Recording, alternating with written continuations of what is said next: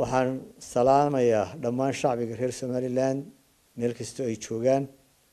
walaalayaal waxaynu ka wada shaqeynay dhammaanteen haddaynu nahay shacbiga reer Somaliland in dalka ay nooga qabsoonto diiwaangelinta codbixiyaasha kadibna aynu helo doorasho xor ah oo xalaal ah. taasaynu bilownay 2013 waxaa yaan darro ah inaanay noo qabsoomin doorasho xor ah oo xalaal ah 13 November 2017.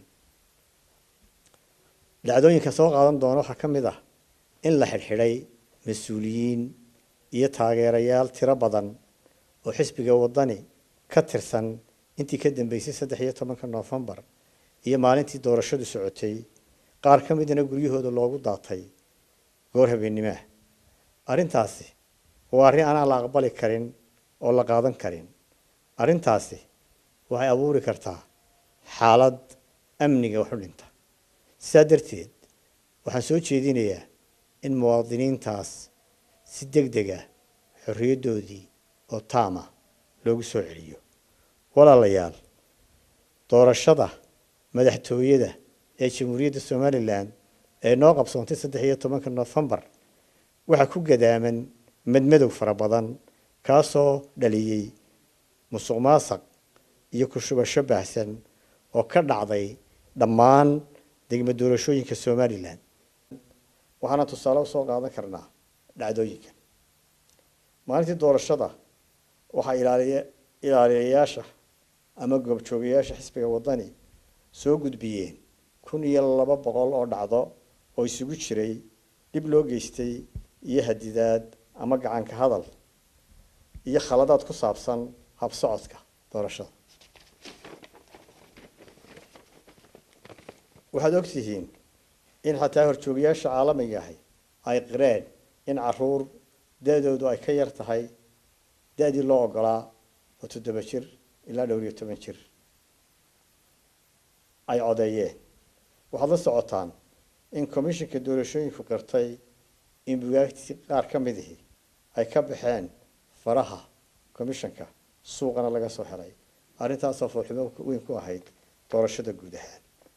waxaa kale oo la helay sanaadiiq badan oo tirada ku jirta ay ka badan tahay tii loogu talagalay inay ka codeeyaan. waxaa kaloo dhacday doorashadan inay suurto gashay in dad geeriyooday Ilaahay u naxariistee ay codeeyeen.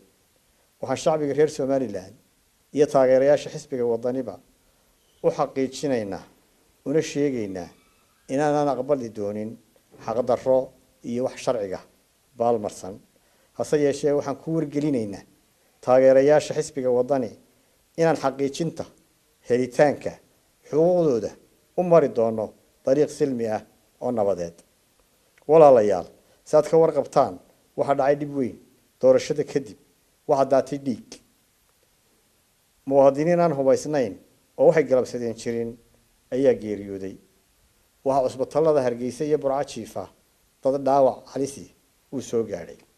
dadka aan indhahayga ku arkay waxaa ka mid ahaa inan yar oo 13 jir ah oo feedhaha rasaas kaga jirto. waxaa ka mid ahaa inan yar oo 16 jir ah oo sida loo sheegay dhuxul u doonaysay reerkooda. Ilaahay u naxariistee dadka Hargeysa ku geeriyooday waxaa ka mid ahaa hooyo meherad yar haysatay oo markaa ka soo rawaxday oo gurigeeda ku socota. taasi waxayna tusaysaa inaan rasaas aan loo miidaan yeelin shacbiga loo adeegsaday. arrintaa mas'uuliyaddeeda waxaanu saaraynaa xukuumadda. waxaanan uga digaynaa ciidamada ammaanka inay shacbiga u adeegsadaan rasaas dad aan hubaysnayn si aan dhib u soo gaadhin shacbiga ay ka mas'uul yihiin ammaankooda. walaalayaal, maanta uma baahnin in dhiig dambe daato. uma baahnin xaalad amni darro ah inay abuuranto. uma baahnin in walaalnimada iyo midnimada shacbiga Somaliland dhaawac soo gaadho. waxaan uga digayaa mas'uuliyiinta xukuumadda iyo xisbiga kulmiye inay ka fogaadaan arrimaha kicitaanka iyo xaalad abuurka ay faraha kula jiraan oo ay ka mid tahay xadhigga aan sharciga ahayn ee mas-uuliyiinta iyo taageerayaasha xisbiga wadani iyadoo dalku ku jiro xaalad xasaasi ah. waxaan u sheegayaa taageerayaasha xisbiga wadani in taariikhdu isqorayso caalamkuna soo eegayo somalilan sidaa darteed laynooga baahan yahay degenaanshiyo iyo inaan wax ka baranno wixii dhacay.